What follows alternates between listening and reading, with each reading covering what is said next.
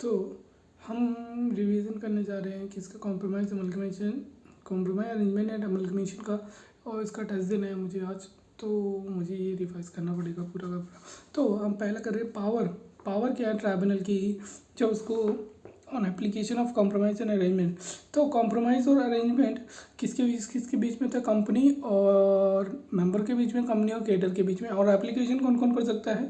Application कर सकते हैं कंपनी, क्रेडिटर, मेंबर, लिक्विडेटर।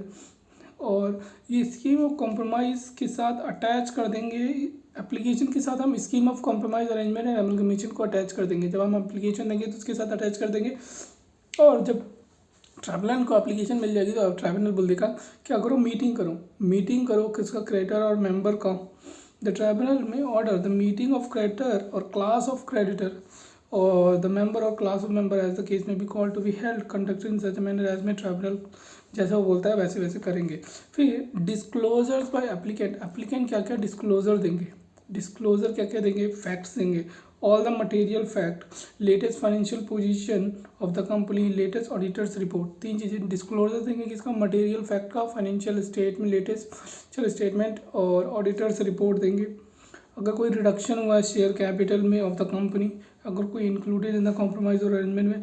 और scheme of corporate debt restructuring, क्या कोई स्कीम थी जो कॉर्पोरेट डेट रिस्ट्रक्चरिंग की वो अवेड हो जाएगी? नहीं। Scheme of corporate debt restructuring का है तो उन्होंने क्या कर दिया, 75% ने कंसेंट दे दिया है, not less than 75% secured creditor in value. फिर notice of meeting conducted on a tribunal. Notice किस किस को दिया जाएगा? सारे मेंबर को दिया जाएगा, सारे क्रेडिटर को दिया जाएगा, और class of member, class of creditor, debenture holder, secure secretarial regulatory. जब क्या करेंगे? जब मीटिंग प्रपोज करेंगे, call to pursuance an order, tribunal notice send to किस किस को देगा? क्रेडिटर को देगा, मेंबर को देगा, डिवेंचर को, रेगुलेटरी। और इंडिविजुअली एट द एड्रेस, कहाँ पे? इंडिविजुअली देगा एड्रेस, रजिस्टर्ड जो कंपनी पे रजिस्टर्ड होगा उसको देगा। As per the compromise and annexation, notice के साथ क्या क्या होना चाहिए? Details of compromise and arrangement होनी चाहिए। और अगर कोई है और एक्सप्लेनिंग देयर इफेक्ट, उसका इफेक्ट एक्सप्लेन करेंगे उसमें कि क्रेडिटर पे क्या पड़ा, KMP पे क्या पड़ा, प्रमोटर पे क्या पड़ा, नन डायरेक्टर पे क्या पड़ा, और डिबेंचर होल्डर पे क्या क्या पड़ा, और उसका इफेक्ट और effect of compromise arrangement and effect of director.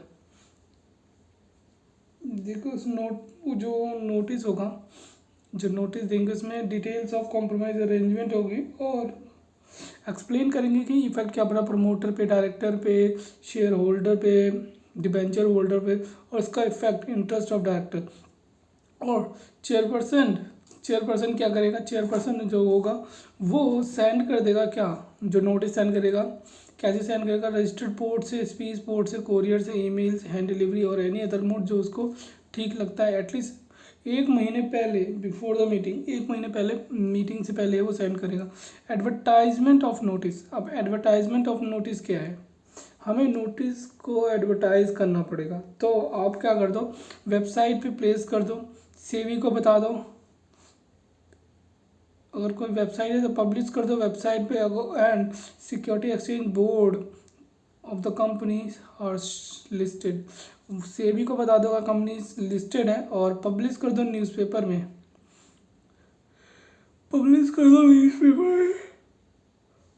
इन सच मैंने जैसे प्रिस्क्राइब करा होगा। तो तब ये एडवर्टाइजमेंट का मतलब क्या है? एडवर्टाइजमेंट ऑफ नोटिस का मतलब है, तो यहाँ पब्लिश कर दो किस में? पब्लिश कर दो वेबसाइट पे पब्लिश कर दो, और सेबी को बता दो अगर लिस्टेड है तो, और न्यूज़पेपर में उसे पब्लिश कर दो। और time period for receipt of copies of compromise and arrangement, कितने पीरियड ऑफ टाइम में आपको कॉपीज मिल जानी चाहिए कॉम्प्रोमाइज एंड अरेंजमेंट की? तो एडवर्टाइजमेंट नोटिस शैल, जो एडवर्टाइजमेंट है और नोटिस है वो इंडिकेट करना चाहिए free of charge. The advertisement of the notice shall indicate the time within copies of compromise arrangement shall made available to concern person free of charge, registered office of the company. Free of charge. अच्छा, बिना पैसे लिए आपको भेजना पड़ेगा। कहाँ पे? मतलब रजिस्टर्ड ऑफ मेंबर पे वहीं पे होना चाहिए, वो इंस्पेक्ट कर सकते हैं, जो उनको करना चाहे वो कर सकते हैं। अब vote to adoption of compromise and arrangement. अब वोट कैसे होगा? तो वोट फिजिकली हो सकता है, इलेक्ट्रॉनिक फिजिकली होता है, पोस्टल बैलेट से हो सकता है, प्रॉक्सी से हो सकता है, आप वोट कर सकते हो। और अगर पोस्टल बैलेट से करना होगा आप 1 महीने के अंदर अंदर कर सकते हो, ठीक है। वोट बाय पोस्टल बैलेट 1 महीने के फ्रॉम द डेट ऑफ, जब आपको नोटिस मिला उसके 1 महीने के अंदर अंदर कर सकते हैं। और जो पर्सन रिसीव कर रहा है नोटिस विद इन 1 मंथ, जो नोटिस रिसीव कर रहा है 1 महीने के अंदर अपना वोट दे सकता है। प्रॉक्सी को परमिटेड है कि भैया वोट कर सकता है duly signed person entitle not later than 48 month, मतलब voting proxy shall be permitted provided proxy in the prescribed form duly signed the person entitled to vote the meeting is filed the registered office. मतलब कि proxy को अगर आपको भेजना है, आप खुद नहीं जाना चाहते, आप प्रॉक्सी को भेजना चाहते हैं, तो आपको 40 एटलीस्ट, जब मीटिंग होगी तो उसके एटलीस्ट 48 आवर्स बिफोर आपको रजिस्टर्ड ऑफिस में बताना पड़ेगा, साइन कर देना पड़ेगा। और बॉडी कॉर्पोरेट जो मेंबर है, जो मेंबर और क्रेडिटर है कंपनी की, ऑथराइज कर सकती है किसी भी पर्सन को as a representative of meeting, resolution board of director, copy of resolution board of director और अदर गवर्निंग बॉडी। फिर ऑब्जेक्शन ऑफ द कॉम्प्रोमाइज, जिसको कौन कौन ऑब्जेक्शन कर सकता है? जिसके पास 10% of paid up share capital होगी अगर मेंबर होगा तो, और अगर क्रेडिटर होगा तो 5% होनी चाहिए। उसके बाद total not less than 5% of total outstanding debt as per the latest audited financial statement. Share holding होगी नॉट लेस देन 10%। नोटिस किस किस को जाएंगे? Notice to secretarial regulator representing if any affect, income tax, custom को, goods and service department को, central government को, income tax authorities को, reserve bank of India, SEBI को जाएगा। फिर तुम्हारा कंपटीशन कमीशन ऑफ इंडिया हो गया, रजिस्ट्रार को जाएगा, एक स्टॉक एक्सचेंज को आएगा, ऑफिशियल लिक्विडेटर को जाएगा। ये नाम याद नहीं हो रहे, कैसे कैसे करें? सेंट्रल गवर्नमेंट को देगा, सेंट्रल गवर्नमेंट, फिर इनकम टैक्स अथॉरिटी से कोई लिक्विडेटर आ गया, फिर से भी जाएगा, फिर स्टॉक एक्सचेंज जाएगा, security exchange board of India, फिर स्टॉक एक्सचेंज, दोनों अलग अलग है। फिर आरबीआई आएगा, से भी आएगा। सबसे पहले सेंट्रल गवर्नमेंट, फिर इनकम टैक्स अथॉरिटी, फिर आरबीआई आती है, फिर आती है से भी, security and exchange board, registrar आते, फिर रिस्पेक्टिव स्टॉक एक्सचेंज आते हैं, official liquidator, competition commission of India. इनको हमें क्या करना है? हम नोटिस भेजना है। अगर वो 30 दिन के अंदर अंदर कोई रिप्रेजेंटेशन दे देते हैं तो रिप्रेजेंटेशन कर सकते हैं, तो उन्हें हम कंसीडर कर लेंगे। और ये उनकी रिप्रेजेंटेशन बाइंडिंग नहीं है, ठीक है। Where the authority tribunal is not bound to accept the representation, जरूरी नहीं है ट्राइब्यूनल क्या करे, वो एक्सेप्ट करे रिप्रेजेंटेशन को, जिसको भी देनी है। अगर 30 दिन के अंदर नहीं आया कि 30 दिन के अंदर कोई रिप्रेजेंटेशन नहीं आया, तो हम ये मान लेंगे कि उन्होंने क्या करा है, उन्हें कोई ऑब्जेक्शन नहीं है। हम ये मान लेंगे कि उन्हें कोई ऑब्जेक्शन नहीं है। फिर बाइंडिंग ऑर्डर ऑफ ट्राइब्यूनल, जो ट्राइब्यूनल ऑर्डर देगा वो सब पे बाइंडिंग होगा, और आपको अप्रूवल चाहिए तो क्या करना पड़ेगा? मोर देन, मेजॉरिटी के पास मोर देन 75% ऑफ वैल्यू होनी चाहिए। भले वो मेंबर है तो मेंबर के पास होनी चाहिए, क्रेडिटर है तो क्रेडिटर के पास होनी चाहिए, तभी कॉम्प्रोमाइज अरेंजमेंट अप्रूव होगा। ट्राइब्यूनल पावर ऑफ सैंक्शन और रिजेक्ट द स्कीम, ट्राइब्यूनल के पास पावर है, वो तो सैंक्शन कर सकता है या रिजेक्ट कर सकता है स्कीम को। और एनसीएलटी अप्रूव करेगी compromise arrangement, then same shall be binding on. जब एनसीएलटी अप्रूव कर देगी कि कंप्रोमाइज अरेंजमेंट हो गया है, तो ये सब पे बाइंडिंग हो जाएगा, कंपनी पे, मेंबर पे, क्रेडिटर पे, class of member, class of creditor, और कौन है, इन case of company bounding IBC में तो लिक्विडेटर पे, अगर आईबीसी में वाउंड अप हो रही होगी तो लिक्विडेटर पे जाएगा, कंट्रीब्यूटरी ऑफ द कंपनी, ठीक है। फिर particulars stated in the order, कौन कौन सी चीज़ें ऑर्डर में होंगी। Conversion of preference shares into equity shares, और अगर कुछ ड्यू है तो वो क्या कर सकते हैं, वो इक्विटी शेयर जो वैल्यू है उसकी, इक्विटी शेयर्स को उसमें करवा सकते हैं, मतलब कि जो प्रेफरेंस शेयर्स को डिविडेंड देने थे उसको वो इक्विटी में करवा सकते हैं, ठीक है। दूसरा हो गया protection of class of creditor, protection of any class of creditor. फिर तुम्हारा तीसरा हो गया any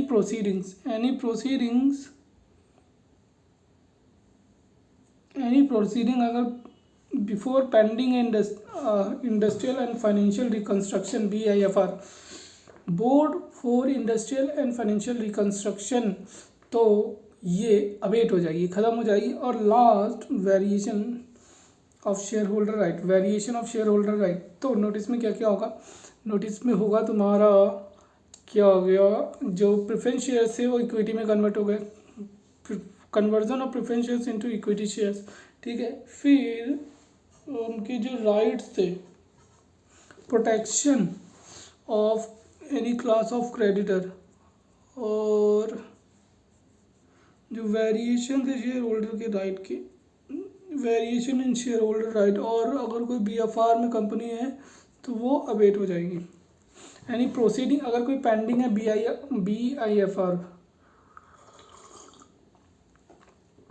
board for industrial and financial reconstruction, और अदर सच मैटर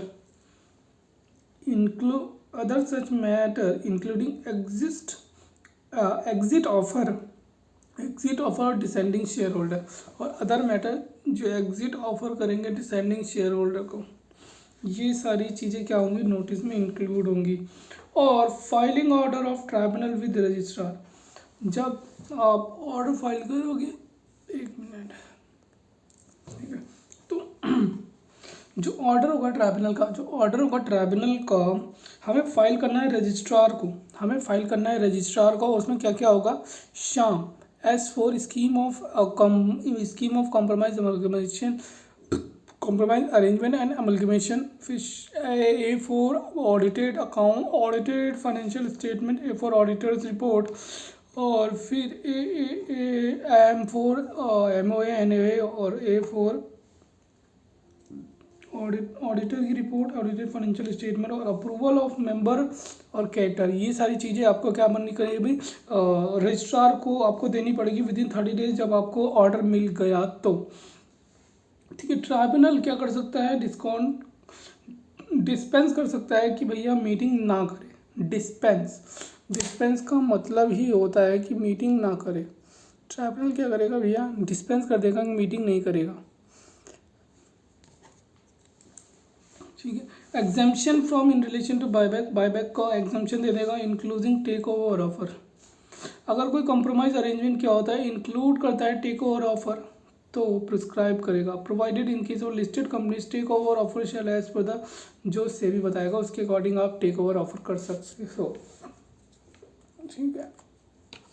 ओके, चलो हम कर लेते हैं, छोड़ो।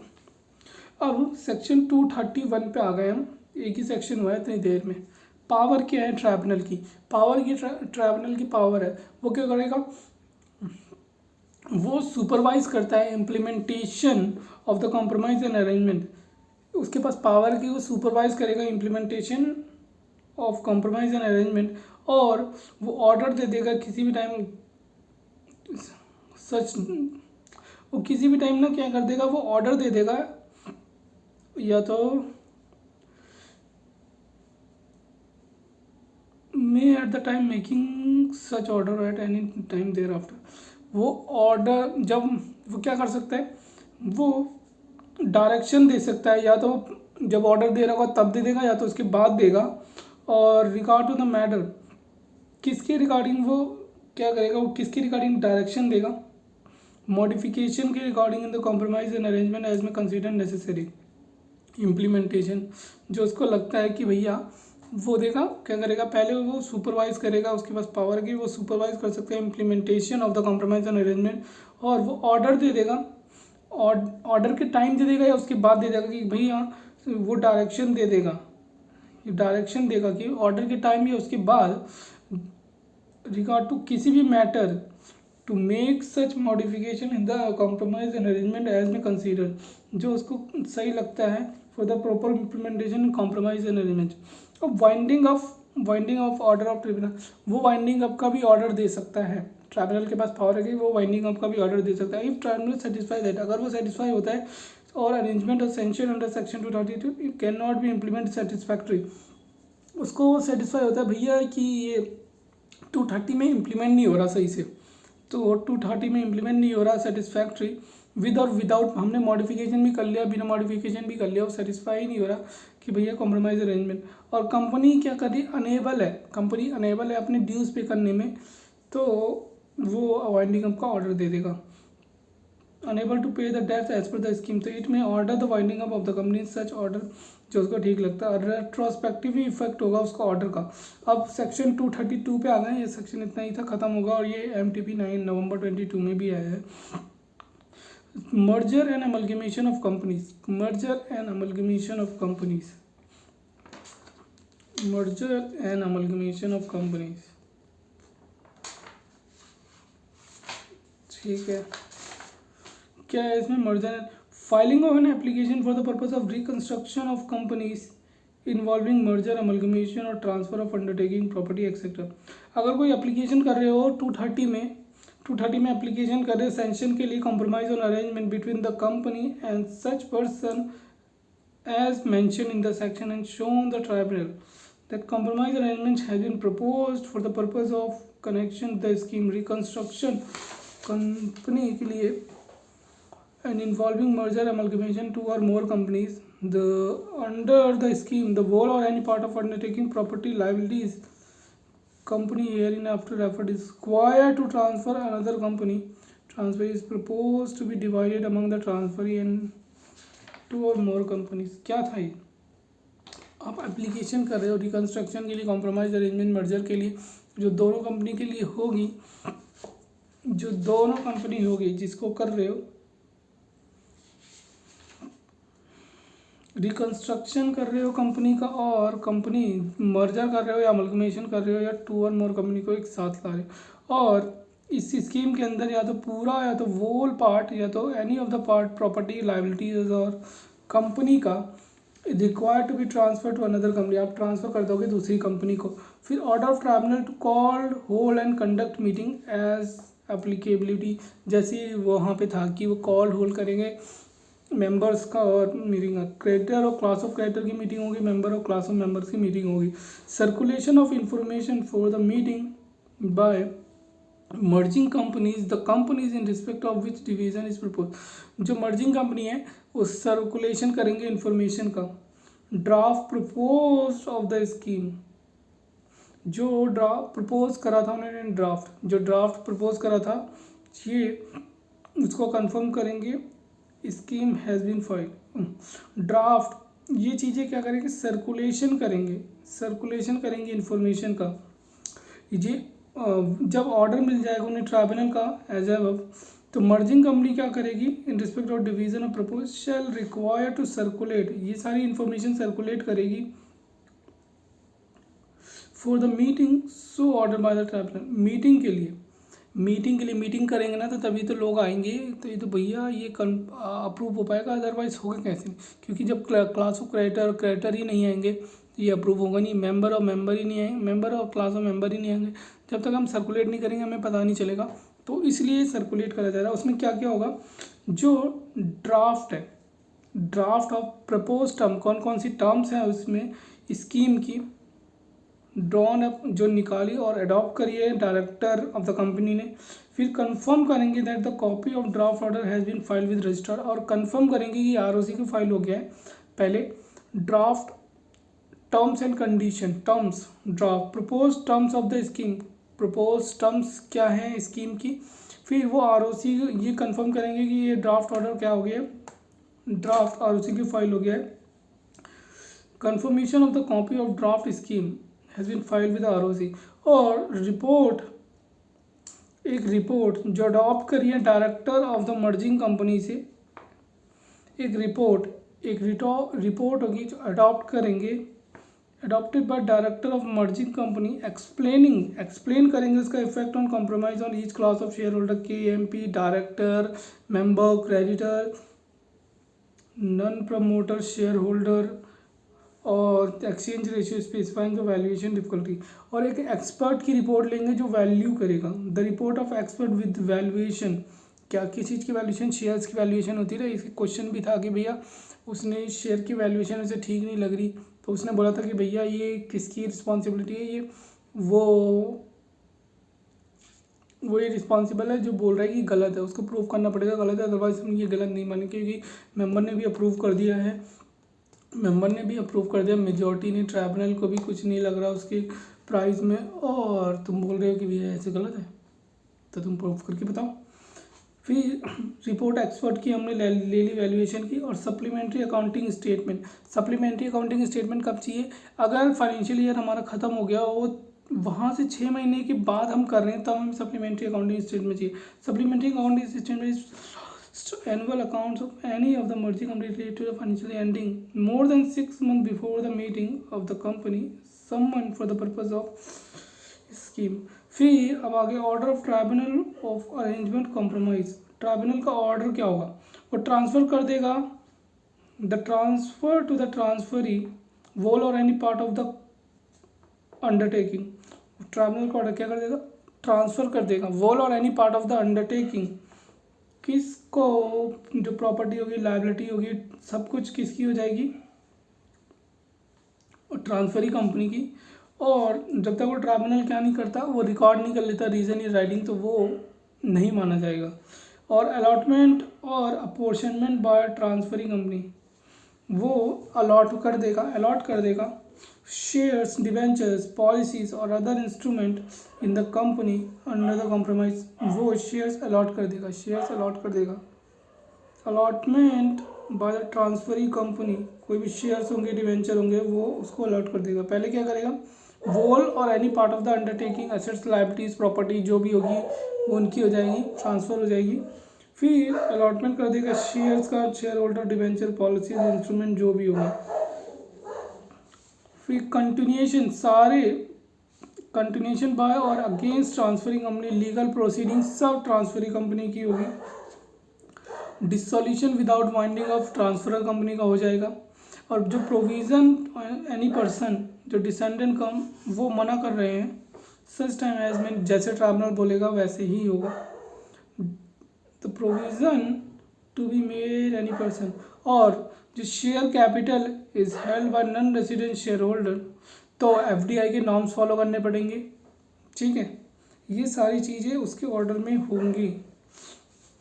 और जो एम्प्लॉई हैं ट्रांसफरर कंपनी का, वो ट्रांसफरी कंपनी के एम्प्लॉय बन जाएंगे। जो नॉन रेजिडेंट है उसे FDI के नॉर्म्स फॉलो करने पड़ेंगे। और ट्रांसफरर कंपनी अगर लिस्टेड कंपनी है, तो ट्रांसफरी कंपनी अगर अनलिस्टेड कंपनी है, तो जो ट्रांसफरी कंपनी है वो अनलिस्टेड ही रहेगी। और शेयर होल्डर जो ऑप्ट आउट कर रहे हैं, कहाँ से ऑप्ट आउट कर रहे हैं, ये कॉम्प्रोमाइज़ अरेंजमेंट की स्कीम से ऑप्ट आउट कर रहे हैं, तो उन्हें क्या करना पड़ेगा, उन्हें हम पैसे देके साइड में कर देंगे, जाओ डिटरमाइन करेंगे वैल्यूएशन, इसके हिसाब से पैसे दे दो, निकलो। फिर ट्रांसफर कंपनी क्या होगी, डिसॉल्व हो जाएगी। और कोई भी इंसिडेंटल, कॉन्सिक्वेंशियल और सप्लीमेंट मैटर होगा deem necessary for the merger amalgamation fully effectively carried out, हम वो कर लेंगे। और कॉम्प्रोमाइज़ अरेंजमेंट नहीं होगा, नो कॉम्प्रोमाइज़ एंड अरेंजमेंट, जब तक कि ऑडिटर क्या नहीं कर देता, सर्टिफिकेट नहीं दे देता कि जो अकाउंटिंग ट्रीटमेंट है वो एज़ पर 133 के अकॉर्डिंग ही है, तब तक कोई कॉम्प्रोमाइज़ और अरेंजमेंट नहीं होगा। Effect of an order of tribunal,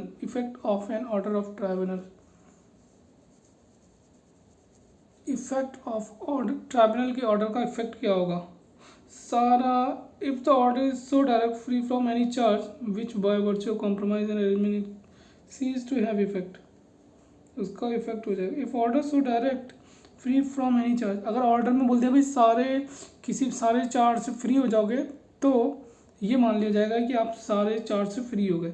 filing of certified copy with registrar, आपको विद इन 30 डेज के अंदर क्या करना है, सर्टिफाइड कॉपीज फाइल करना है जो ऑर्डर दे दिया उसने।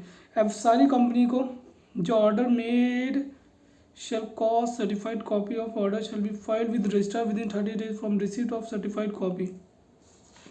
कौन सी सर्टिफाइड कॉपीज?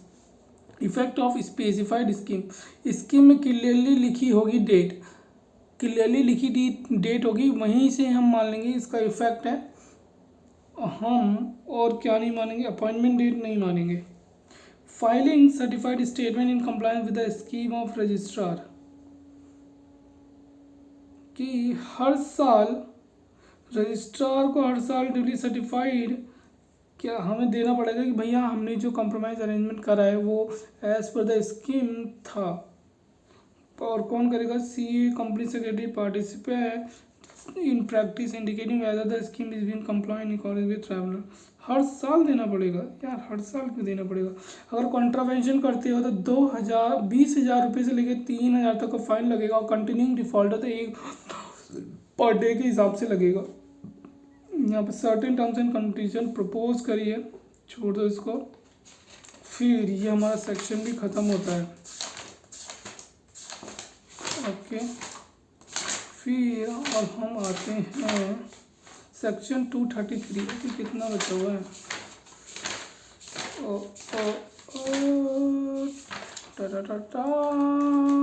चलो कोई नहीं, करना तो है ही है, हम मना तो नहीं कर सकते।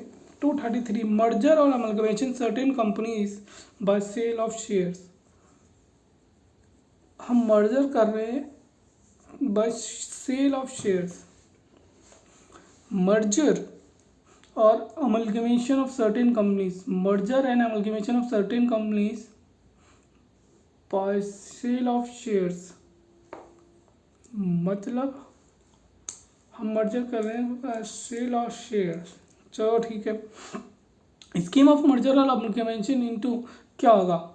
दो कंपनीज के बीच में हुआ जो इंडिया में, एक बाहर एक इंडिया। टू और मोर कंपनी, स्मॉल कंपनीज के बीच हो सकता है, टू और मोर स्मॉल कंपनीज के बीच में हो सकता है, between holding company and wholly owned subsidiary company और such other class of company as में प्रिस्क्राइब। तो मर्जर कैसे कर रहे हैं? मर्जर और अमलगमेशन हो रहा है सर्टेन कंपनीज का, दो स्मॉल कंपनीज के बीच में। स्मॉल कंपनी बोल रहा है, स्मॉल कंपनी, और वोली ओन सब्सिडरी और होल्डिंग कंपनी और वोली ओन सब्सिडरी और any other class of company as में prescribe. Such other class of companies rules. A company eligible availing the benefit of 233 instead of using the provision of fast way से की जगह आप ये use कर सकते हो। Use the provision of 232 approval of any scheme merger और amalgamation and opted amalgamation slow detailed procedure. मतलब कि अगर ये फास्ट है, आई थिंक, है ना, दिस डूइंग फास्ट वे। हाँ, 233 फास्ट मर्जर है, क्योंकि ये क्या हो रहा है, ये नोन के बीच में हो रहा है। स्मॉल कंपनी है, जल्दी जल्दी हो जाएगा।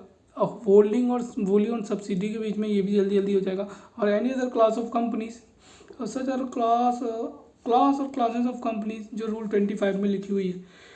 तो नोटिस इनवाइटिंग ऑब्जेक्शन, हम भैया नोटिस दे देंगे। अगर किसी को ऑब्जेक्शन है तो मुझे बता दो, हमें बता दो किसी को ऑब्जेक्शन है इस अमलगमेशन मर्जर और से, एक नोटिस दे देंगे of the propose scheme inviting the objection और suggestion.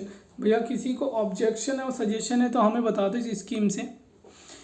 If any from registrar, किसी को है, from the registrar and official liquidator where the registered office respective company situated or person affected by the scheme within 30 days issued by the transfer company or compromise or company or companies and transferee company. Objection and suggestion are also liquidated within 30 days if any. अगर कोई objection है suggestion है तो हमें बता दो। The notice of the propose scheme inviting, मैं notice दे रहा हूँ कि भैया किसी को ऑब्जेक्शन है इससे तो हमें बता दो, अगर कोई है तो। From registrar and official liquidator, ठीक है। तो इन्होंने नोटिस ऑफ इनविटेशन, किसी को ऑब्जेक्शन है तो भैया हम नोटिस दे देने, अगर किसी को ऑब्जेक्शन है तो हमें बता दो। अब हम नोटिस कैसे देंगे? रजिस्ट्रार के द्वारा देंगे, ऑफिशियल लिक्विडेटर के द्वारा देंगे। रजिस्ट्रार कहाँ का होगा? जहाँ पे हमारी रिस्पेक्टिव कंपनी रजिस्टर्ड है। तो विद इन 30 डेज में बता दो हमें।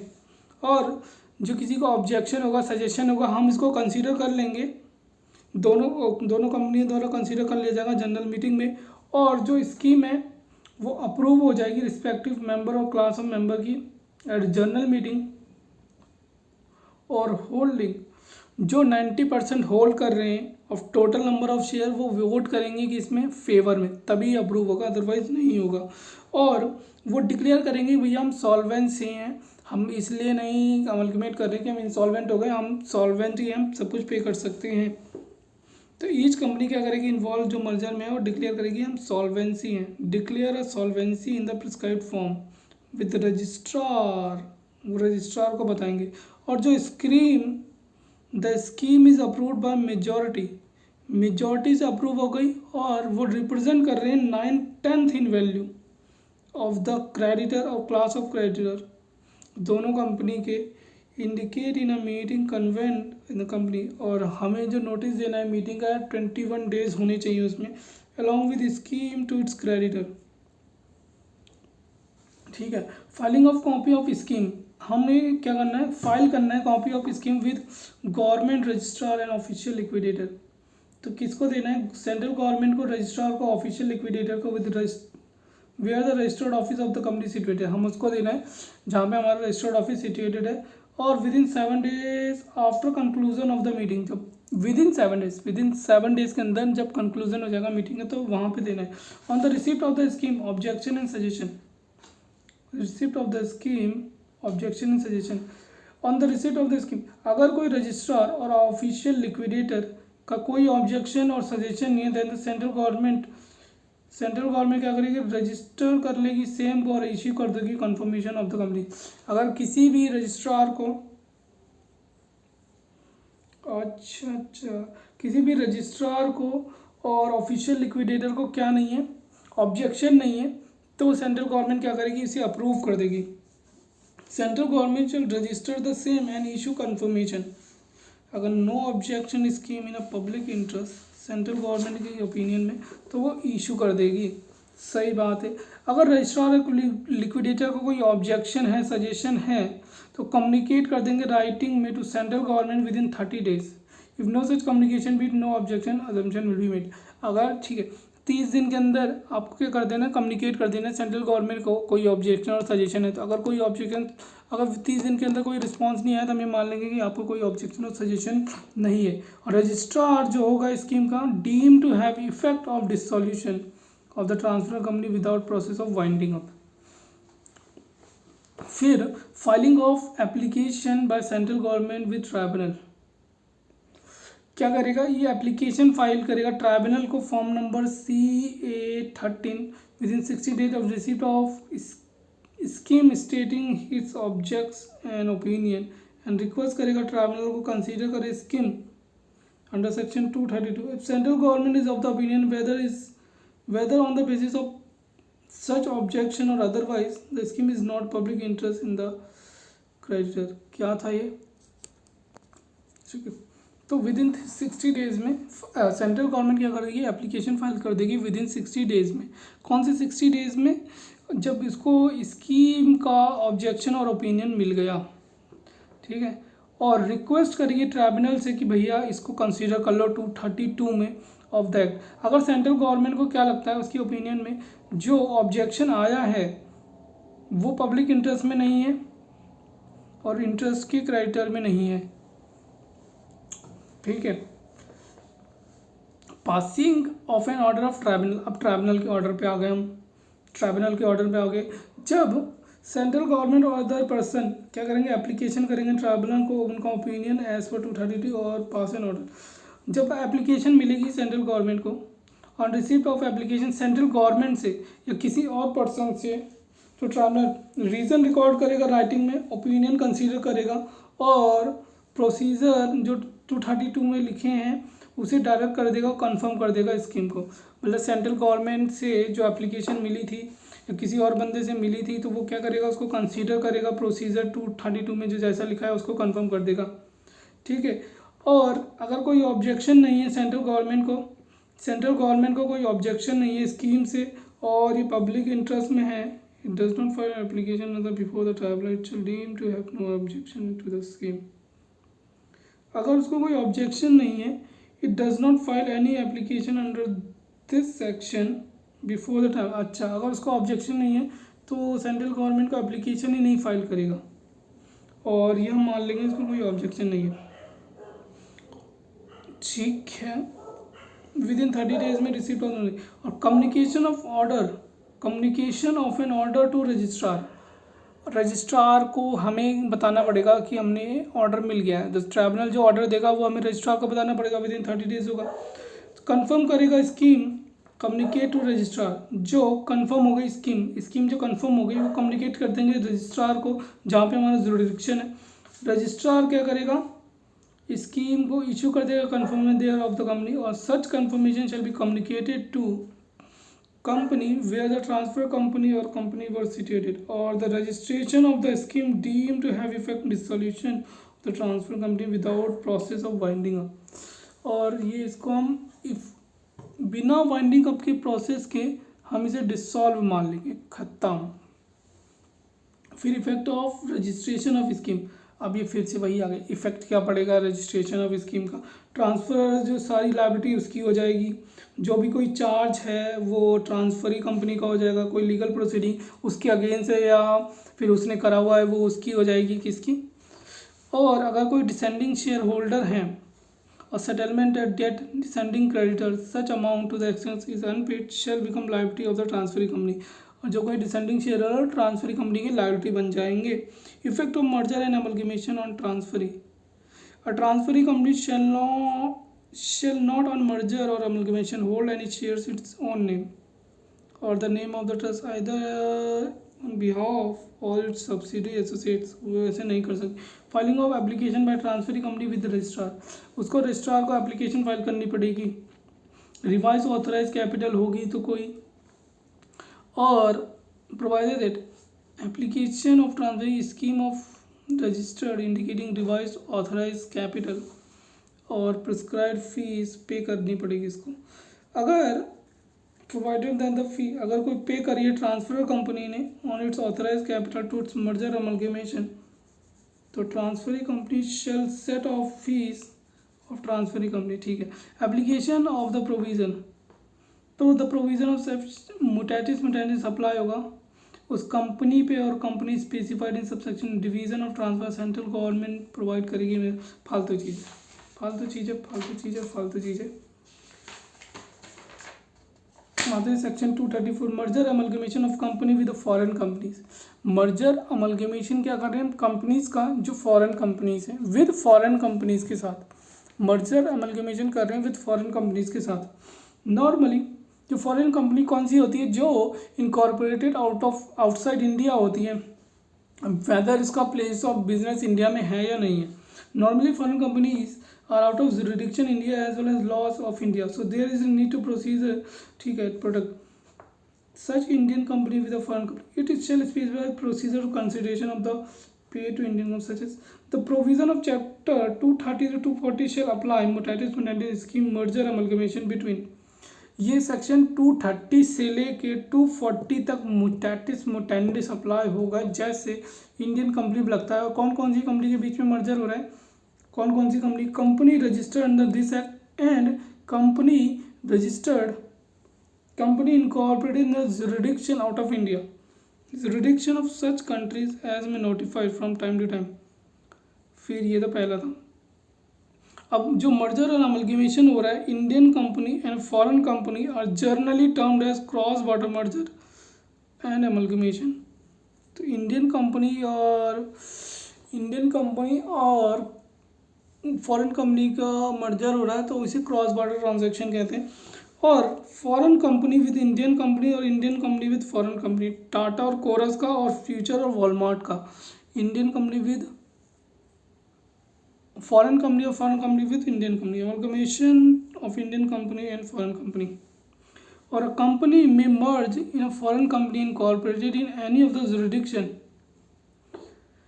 जो कंपनी हो रही है मर्ज फॉरेन कंपनी के साथ इनकॉर्पोरेटेड आउटसाइड इंडिया, तो सीजी कंसल्ट करेगा, स्पेसिफाइड बाय सीजी, स्पेसिफाई करेगा CG in consultation with RBI and complying with the provision of 230 the 232। और जो आप पे करोगे उनको, या तो कैश में करोगे या तो consideration. The scheme of merger में provide payment of consideration to the share holder of merging company as per the drawn scheme. Cash में करोगे और डिपॉजिटरी रिसिप्ट में करोगे, या तो पार्टली कैश में करोगे या तो पार्टली डिपॉजिटरी रिसिप्ट में करोगे। तो ये था तुम्हारा फॉरेन कंपनी का मर्जर और अमलगमेशन। अब हम आते हैं सेक्शन 235 पे। 235 पे आते हैं। 235 पे power to acquire share of share holder dissenting from scheme और कॉन्ट्रैक्ट अप्रूव बाय मेजॉरिटी। सब कुछ अप्रूव हो गया, सब कुछ अप्रूव हो गया, और कुछ जो टुन्नू पुन्नू से है ना, वो नौटंकी कर रहे हैं कि भैया हमें नहीं करना अमलगमेशन, ये नहीं करना, वो नहीं करना, ना ना ना। ठीक है, तो जो बंदे थे चुन्नू पुन्नू से, उन जो मना कर रहे हैं, तो उनके लिए क्या है ये इसमें लिखा हुआ है। ठीक है, अ कंपनी जो ट्रांसफरी कंपनी है वो क्या करेगी, प्रिपेयर करेगी स्कीम और कॉन्ट्रैक्ट जो ऑफर करेगी टू द शेयर होल्डर और another company there share. Transfer company एक स्कीम बनाएगी जो ऑफर करेगी भैया तुम्हें इतना ऐसे ऐसे मिलेगा। ठीक है, ऑफर शेल रिमेन ओपन, चार महीने तक वो ऑफर रहेगा। That is share holder of the transfer company agree कर सकते हैं अपने शेयर को बेचने के लिए ट्रांसफरी कंपनी को within a period of 4 month from the date of offer. ठीक है भैया, जो स्कीम और कॉन्ट्रैक्ट इन्वॉल्व करता है ट्रांसफर ऑफ शेयर्स में, जो स्कीम है, जो स्कीम ऑफ कॉन्ट्रैक्ट इन्वॉल्व करता है ट्रांसफर ऑफ शेयर और any class of shares to another company, वो अप्रूव्ड होना चाहिए by the holder not less than 9/10 of the value of shares whose transfer is involve. मतलब अगर ये अप्रूव करवाना है तो 9/10 ऑफ द वैल्यू आपको क्या करना पड़ेगा, 4 महीने का आपने टाइम दिया, तो ये अप्रूव तभी होगा जब 9/10 ऑफ द वैल्यू वाले शेयर्स आपके पास एग्री हो जाएंगे करने के लिए। तो approval from 9/10 in the value आपको 4 महीने में मिल गया after making offer on behalf of the transferee company. तो the shares already held at the date of offer by transferee company और नॉमिनी ट्रांसफरी कंपनी और its subsidy company shall be counted. अगर आपने जो ट्रांसफरी कंपनी है उसने already shares ले रखे हैं तो उसको 9/10 में काउंट मत करना, मत करना, मत करना, मत करना। और जो ट्रांसफरी कंपनी है वो एक्सप्रेस कर देगी अपनी डिज़ायर, हम अक्वायर करना चाहते हैं remaining shares with in 2 month after expiry of 4। अब वो बोल रहे हमें वो भी शेयर्स चाहिए जो बचे हुए हैं, वो भी चाहिए 4 महीने एक्सपायर होने के बाद 2 महीने के अंदर। नोटिस ये दे देंगे हम CA4 में, send to the last intimate address such dissenting share holder. हमने नोटिस दे दिया कि भैया जो नहीं एग्री हो रहे, जो डिसेंडिंग शेयर होल्डर है, हमने उसको नोटिस दे दिया। Order of tribunal acquired shares of descending share holder. अब ट्राइब्यूनल का ऑर्डर आएगा यहाँ पे, जो नोटिस दे दिया हमने ऊपर इज गिवन, हमने शेयर जो डिसेंडिंग शेयर होल्डर थे हमने उनको नोटिस दे दिया। तो ट्रांसफरी कंपनी क्या करेगी विद इन 1 मंथ में from the date which notice was given and tribunal think fit to order be entitled and to bound acquire those shares on the terms which under the scheme of contract of shares was approving shareholder are to be transferred to transferring company। तो tribunal क्या करेगी, tribunal बोलेगी हमने notice दे दिया, अब tribunal बोल रही है कि भैया तुम क्या कर लो, अप्रूव करवा दो। मतलब कि अब वो जो ट्रांसफरी कंपनी है उसको शेयर्स मिल जाएंगे और डिसेंडिंग शेयर होल्डर है। ट्राइब्यूनल भी बोल रही है कि आपको उसको लगता है tribunal think fit to order otherwise be entitled to bound to acquire दो shares on the terms of which उस टर्म्स में वो बाउंड हो जाएंगे एक्वायर करने के लिए अंडर द स्कीम जो उन्होंने बनाई थी 4 महीने पहले, इतनी 6 महीने पहले। तो कॉन्ट्रैक्ट के लिए जो अप्रूव कर दिया शेयर होल्डर ने ट्रांसफ़र कर देंगे, अब वो शेयर्स उसके पास चले जाएंगे। तो ठीक है, ये हमने नोटिस दिया वहाँ से। अगर उन्होंने कोई एप्लीकेशन नहीं करी तो हम ये ऐसे ऐसे ऐसे ऐसे कर देंगे कि ये शेयर्स अब वो एक्वायर कर लेगा एज़ पर द स्कीम जो उसने बनाई थी। ठीक है, एप्लीकेशन बाय डिसेंड, अब एप्लीकेशन कर दी डिसेंडिंग शेयर होल्डर ने। हमने देख पहले 4 महीने बोले, 4 महीने में सबका ले लिया, अब कुछ बचे हुए हैं, अब उनको हमने 2 महीने दिए। 2 महीने में 2 महीने दिए, हमने नोटिस दे दिया उन्हें कि भैया 2 महीने में कर लाएँ, कर दें। 2 महीने में कुछ नहीं हुआ तो उसके 1 महीने में हम उसे एक्वायर कर लेंगे।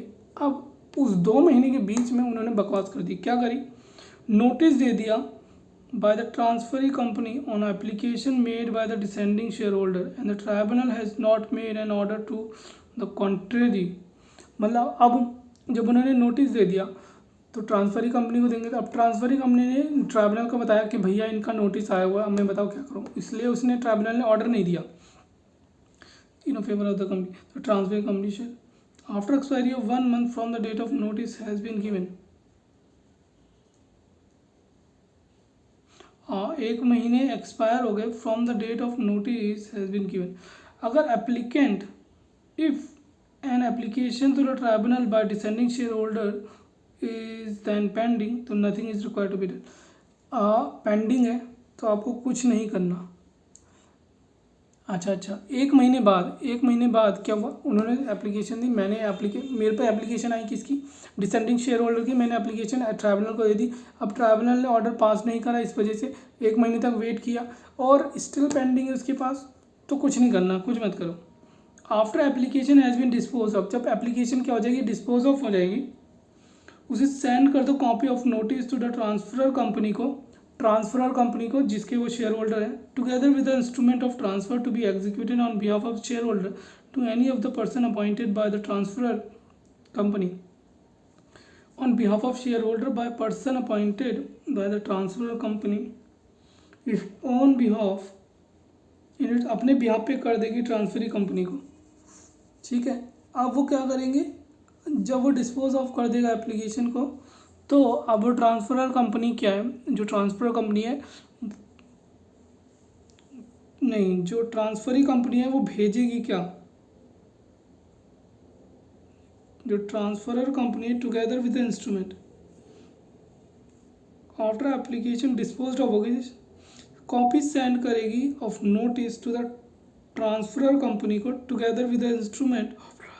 मैं ट्रांसफरी कंपनी हूँ, मैंने उसको क्या भेजा, ट्रांसफर कंपनी को नोटिस दिया अपने इंस्ट्रूमेंट ऑफ ट्रांसफ़र के साथ, तो एग्जीक्यूट करो on behalf of share holder, उन शेयर होल्डर के बिहाफ पे बाय एनी पर्सन, किसी भी पर्सन को अपॉइंट करके transfer company, and on its own behalf of transferee company, तो उसके ट्रांसफरी कंपनी को दे दो, एंड पे करो ट्रांसफ़र, एंड पे और ट्रांसफ़र कर दो ट्रांसफ़र कंपनी को अमाउंट जो उनको चाहिए, डिसेंडिंग शेयर होल्डर को जितना अमाउंट देना है तुम वो कर दो, और price payable to transfer company. The transferring company shall, transfer company क्या करेगी, उन अपॉन रजिस्टर में क्या कर देगी, होल्डर बना देगी। अब उनको बेच दिया, उनका कंसिडरेशन में मिल गया, ठीक है, तो अब जो वहाँ पे शेयर्स आए हैं, अब शेयर होल्डर कौन हो जाएगा उस कंपनी का, शेयर होल्डर हो जाएंगे transferor company, transferring company, then their register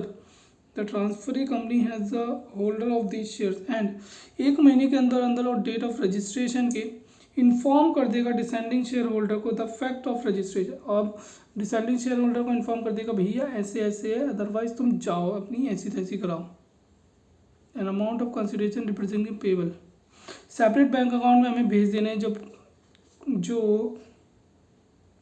जो डिसेंडिंग शेयर होल्डर के पैसे थे।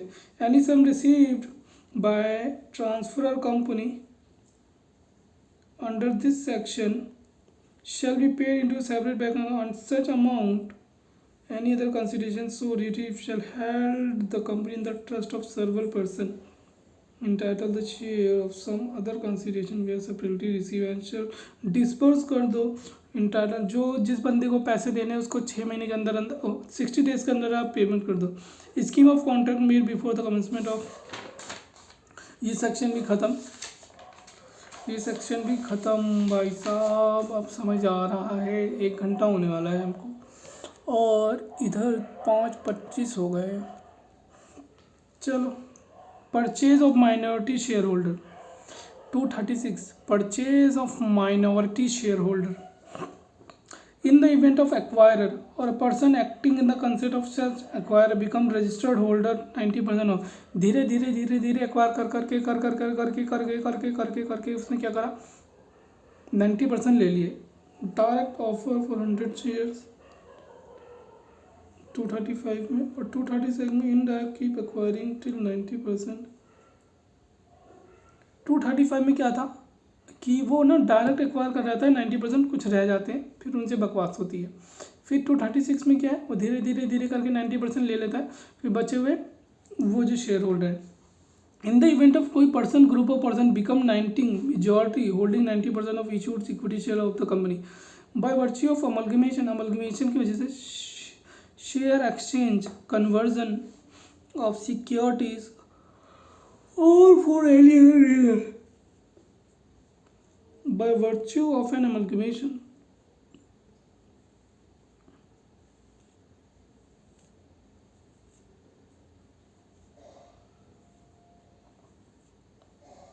अमलगमेशन की वजह से share exchange conversion of security for other reason acquire of the person as a case में shall notify the company the intention.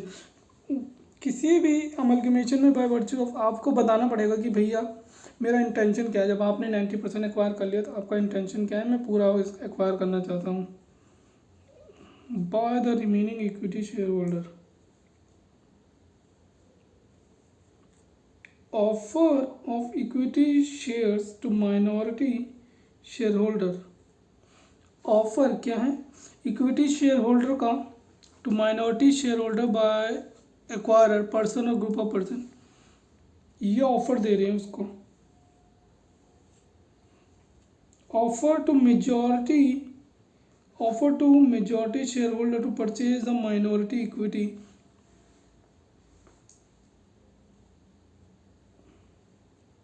क्या है, offer to majority share holder to purchase the minority equity share holder. The minority share holder of the company offer करेंगे majority को, मतलब मैं 10% वाला हूँ, मैं बोल रहा हूँ भैया मेरे को इतने पैसे चाहिए, देना है तो दे दे वरना मैं शेयर नहीं बेचूंगा, वो ये वाला है। तो share holder of the purchase the minority equity share holding of the company at a price determine in according to rule 27। Deposit कर दो अमाउंट सेपरेट बैंक अकाउंट में। ये तो है ही है कि आपको जो पैसे मिले, जो मेजॉरिटी शेयर होल्डर है वो पैसे देगा उसको, भैया ये लो, उसके जो बच्चे हुए उनको दे दो। The majority share holder deposit कर देगा amount equal to the value of share acquire जो उसने करे हैं। सबसेक्शन 2 में एज द केस में भी whose shares is being transfer for at least 1 year of payment of. Company क्या कर देगी, whose shares are being transfer for at least 1 year of payment of minority share holder shall be disperse entitle within 60 days में, 60 दिन के अंदर disperse कर दो। Provided that the disbursement of continue to be entitle share holder 1 year who have reason not to be made the disbursement within 60 days. अब role क्या है transfer company का, to act as transfer agent in the event of purchase. भैया आप 10% लोग क्या कर रहे हैं, मान ही नहीं रहे, तो क्या करेगा, तो वो एजेंट की तरह रोल करेगा, एजेंट की तरह काम है उसका। In the event of purchase under this section company जिसके शेयर्स ट्रांसफर हुए shall act as a transfer agent for receiving and paying the price of minority for taking delivery of shares. Transfer company issue कर देगा shares, किसको, share certificate shall be deemed cancel in the absence of physical delivery of shares of share holder within the time. उन्होंने delivery नहीं करी, ठीक है, उन्होंने delivery नहीं करी तो the share certificate deemed to be cancel, हम कैंसिल मान लेंगे। और द कंपनी जिसके शेयर्स ट्रांसफर हुए shall be authorize to issue in lieu of cancel shares. Cancel shares के बदले कंप्लीट करेगी ट्रांसफर विद लॉ और make payment make of payment out of deposit, right of shareholders to make an offer to minority shareholdings.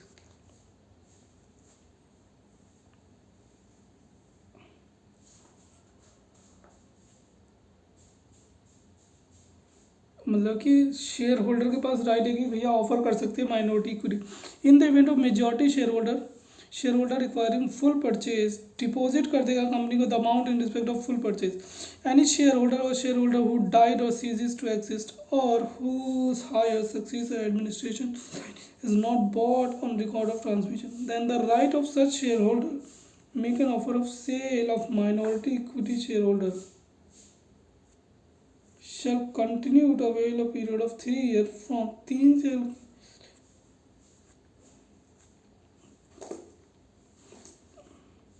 From the date of majority equity मतलब ये कह रहा है कि आपको हमने शेयर्स देने थे, अब ना तो वो मर गया तो कहाँ से देगा, तो 3 साल के अंदर अंदर कोई भी आके दे सकता है अपने शेयर्स।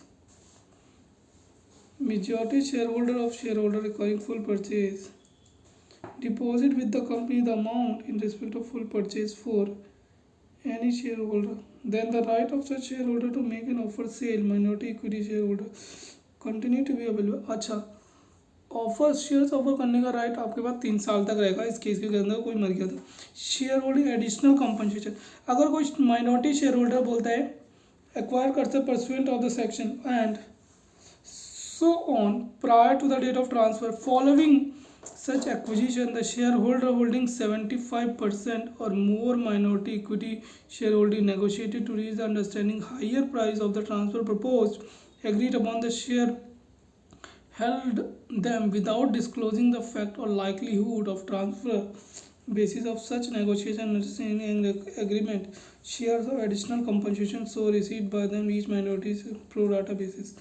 तो जो भी होगा वो प्रो राटा बेसिस पे होगा। यहाँ पे क्वेश्चन आया था एग्जाम्पल दिया हुआ है, हाँ ये एग्जाम्पल देखो XYZ की इशूड कैपिटल कितनी है 50 crore and 90% of share capital has been acquired by XYZ limited ने ले ली तो बचे 10%। As a part of amalgamation in the remaining minority share holder 5 crore के INR 4 has been person A ने ले रखी। Hence if he negotiated with the company higher price decided under the scheme, the extra amount of compensation received by A shall allocated to all the minority shareholder on pro rata basis। मतलब आपको मेरे को ज़्यादा पैसे मिले, बाकी को ज़्यादा नहीं मिले, मेरे को ज़्यादा मिले तो मेरे को क्या करना पड़ेगा, उस प्रो राटा बेसिस पे सबको देने पड़ेंगे। Determine the price for purchase of minority shareholder registered by LLC determine the failure of acquisition of fail हो गए becoming the registered holder of 90 or more issued equity share capital acquire acting as a concern acquire any person group of person becoming 90% of majority or holding 90% issued share capital तो such acquirer person group of shall notify company their in the intention of remaining equity share, अपना intention बता देगा remaining equity shares का कि वो क्या करना चाहता है। अब बस ख़त्म ही है, 2 सेक्शन बचे 237 238 पढ़ना नहीं है, कुछ है नहीं इसमें। 239 में छोटा सा है और 240 रेस्ट्रोस्पेक्टिवली लायबिलिटीज़ रहेगी, जो आपने पिछले काम किए हैं वो अमलगमेशन के बाद भी रहेंगे। ठीक है, ये ख़त्म 240 खत्म। 237 पढ़ते हैं, यहाँ पे क्वेश्चन आया था। तो power of central government to provide amalgamation in the public interest में पावर, सेंट्रल गवर्नमेंट के पास पावर है पब्लिक इंटरेस्ट में क्या कर सकती है, अमलगमेशन कर सकती है। 534 हो चुके हैं।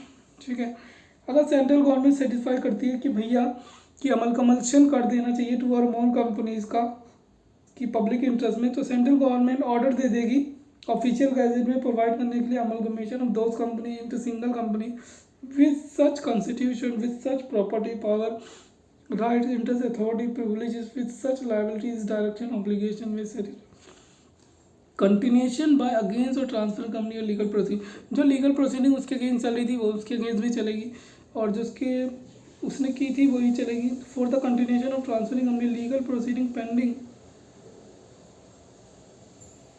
फॉर कंटिन्यूशन अगेंस्ट बाय और अगेंस्ट और such consequential incidental supplemental provision as जो भी है सेंट्रल गवर्नमेंट वो necessary effect same interest rights और कंपनसेशन सेम इंटरेस्ट और राइट्स रहेंगे सेम इंटरेस्ट एंड राइट्स रहेंगे। ठीक है। Appeal agreed by person on assessment of compensation.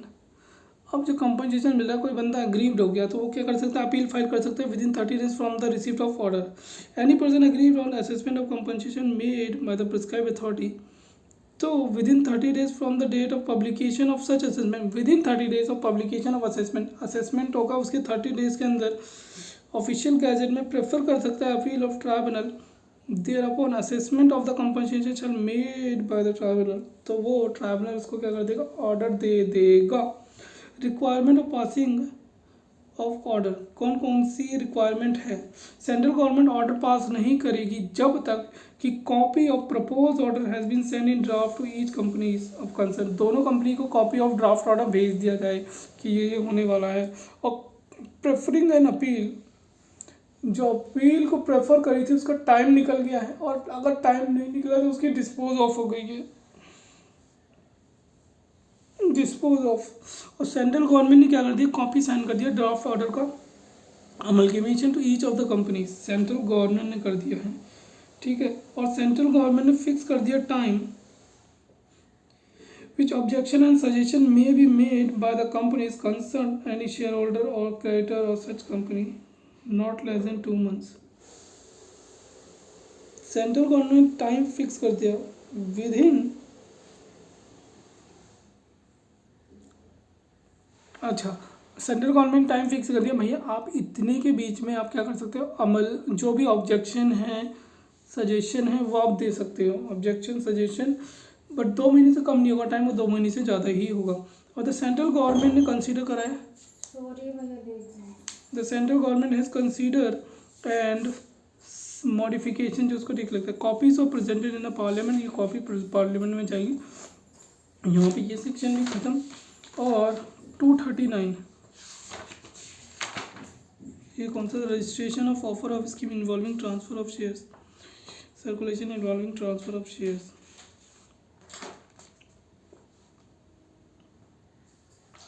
ठीक है। Preservation of books and papers आपको कितने टाइम तक बुक्स एंड पेपर रखने हैं। अगर बिना सेंट्रल गवर्नमेंट की परमिशन से आप क्या नहीं कर सकते आप डिस्पोज ऑफ नहीं कर सकते कोई बुक्स एंड पेपर। कौन सी कंपनी है अमलगमेटेड कंपनी जो अनदर कंपनी से अमलगमेट हुई है और एक्वायरर कंपनी जिसने एक्वायर करी who shares have been acquired by another company.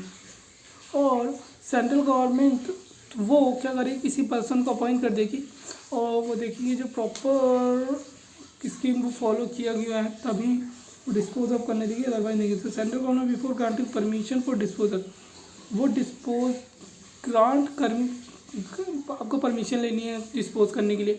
तो जब वो परमिशन देगी आपको डिस्पोजल की तो उससे पहले वो क्या कर देगी अपॉइंट कर देगी पर्सन को अपॉइंट अ पर्सन जो एग्जामिन करेगा books and paper of the company for the purpose of asserting. वो किस लिए देखेगा books and paper of the company whether the contain any evidence of commission and offence